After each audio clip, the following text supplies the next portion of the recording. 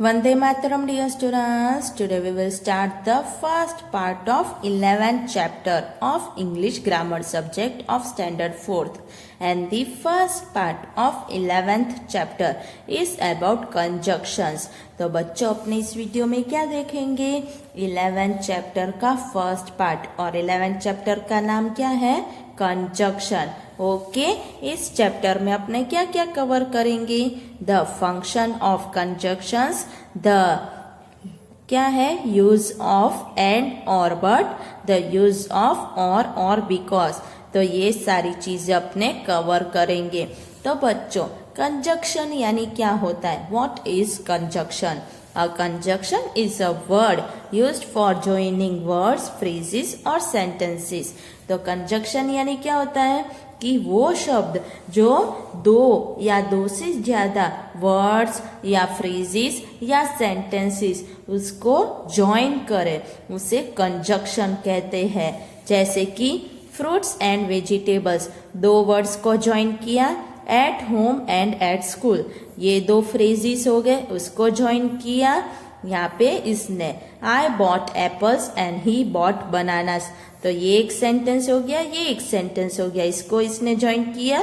तो दो वर्ड्स, दो फ्रेजेस, दो सेंटेंसेस को ज्वाइन कौन कर रहा है? कंजक्शन. तो इसे कंजक्शन कहते हैं.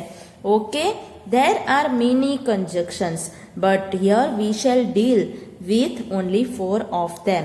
तो क्या कह रहे हैं? कंजक्शंस तो बहुत सारे हैं, पर यहाँ पे इस चैप्टर में अपने सिर्फ 4 कंजक्शंस को देखेंगे. कौन से? एंड, बट और बिकॉज. ओके, तो पहला क्या है? And, but. एंड और बट कैसे यूज करेंगे? We use and to join two related things और एक्शंस. तो कोई भी दो चीज या एक्शन जो एक दूसरे के साथ रिलेट कर रही है, एक दूसरे के साथ कनेक्टेड है, तो उसके लिए अपने एंड यूज करेंगे. कैसे यूज करेंगे? तो देखो, दे एट ब्रेड, दे ड्रैंक मिल्क. तो कौन सा कनेक्टेड है?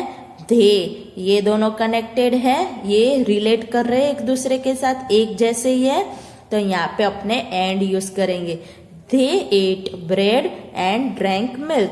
तो दे 2 बार आ रहा है, तो 2 बार तो लिखने की जरूरत नहीं है. एंड आ गया तो एक ही बार लिखना है. ओके, अब दूसरा sentence, Rosie washed the clothes, Pinky put them away. तो यहाँ पे क्या हो रहा है कि देखो, Rosie washed the clothes and Pinky put them away. तो क्या है? एक जैसा क्लोथ्स है, दोनों वही कर रहे हैं, एक्शन सेम है, भले वर्ड सेम नहीं हो, पर ये देम है, ये किसके लिए है? क्लोथ्स के लिए. इसलिए यहाँ पे भी क्या आएगा? एंड आएगा, क्योंकि दोनों एक ही चीज के बारे में कर रहे. इसने वॉश किए और इसने उसको रख दिए, तो इसलिए एंड आएगा. We need not repeat the subject if it is the same in both the sentences. पहले की बात हो रही है, but if the subjects are different, we have to mention each. और यहाँ पे देखो, अलग अलग है सब्जेक्ट, तो दोनों को मेंशन करना पड़ेगा.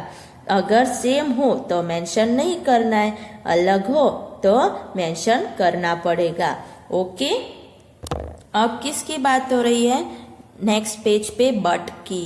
We use but to join two contrasting idea और एक्शन एस. तो क्या कह रहे हैं कि अपने बट का यूज कब करेंगे? कि दो आइडिया या एक्शन जो बिल्कुल एक दूसरे के अपोज में हो, तो तब अपने बट यूज करेंगे. ओके, अलग अलग आइडिया हो या ऑपोजिट आइडिया या एक्शन हो, तो तब अपने बट का यूज करेंगे. जैसे कि Simran went to the market, she didn't buy anything. तो वो मार्केट तो गई थी पर कुछ नहीं लिया, तो दो अलग अलग हो गया, ऑपोजिट हो गया.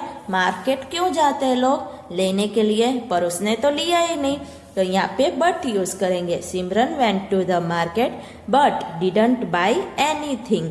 फिर the teacher called Rahul, Rahul didn't came. तो टीचर ने राहुल को बुलाया पर राहुल नहीं आया, है ना. तो पर जब अपने यूज करते तो क्या होता है? But. The teacher called Rahul but he didn't come.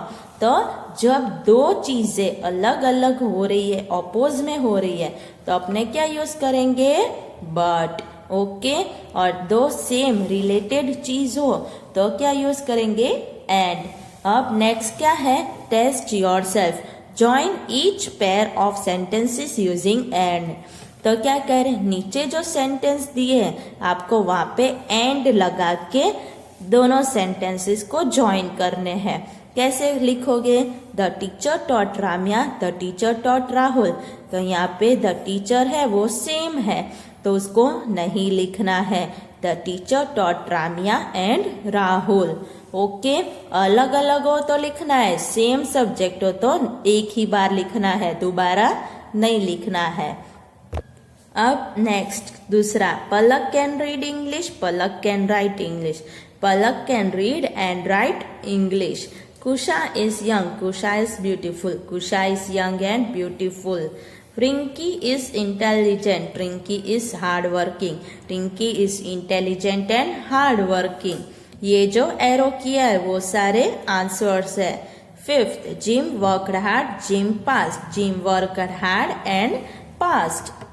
Sixth, Rahul came to my house, Rohan came to my house, Rahul and Rohan came to my house.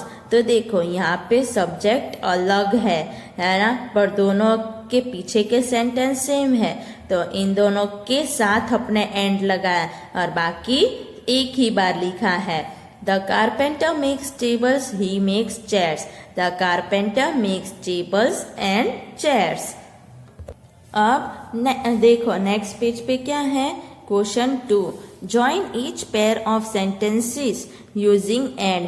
तो अब आपको क्या करना है, वापिस वही करना है, दो सेंटेंसेस को ज्वाइन करना है और किस के साथ ज्वाइन करोगे, एंड के साथ। ओके, तो first one, they sold their house, old house, they bought a new one. इसको कैसे लिखोगे, they sold their old house and bought a new one. तो देखो यहाँ पे दे है इसलिए इसको नहीं लिखा है, ये तो लिखा हुआ है। अब नेक्स्ट अपने को करना है। Okay, question 2, Sahil tore the book, he threw it away, Sahil tore the book and threw it away. Third, Sumit fell from the tree, he broke his leg. The answer, Sumit fell from the tree and broke his leg. फिर fourth one, fourth क्या है, they will swim in the sea, they will lie in the sun. Answer, they will swim in the sea and lie in the sun. Fifth one, they have learnt their lesson, they have solved their sums. Answer, they have learnt their lesson and solved their sums. फिर sixth one क्या है, My father left home on Monday, he came back on Friday. Answer, my father left home on Monday and came back on Friday.